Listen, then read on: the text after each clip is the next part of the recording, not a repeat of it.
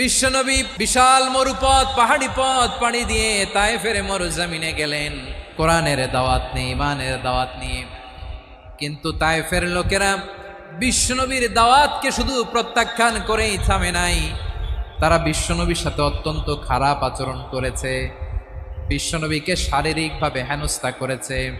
আমার নবীকে শারীরিকভাবে অত্যাচার করেছে, আমার পেয়ারা নবীর গায়ে পাথর মেরেছে,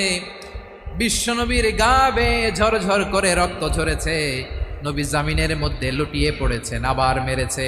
আবার নবী হাঁটতে শুরু করলেন, পেছন থেকে আবার মেরেছে,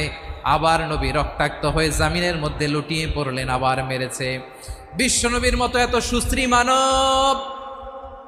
বিশ্বনবীর মতো এত শুভ্র মানব,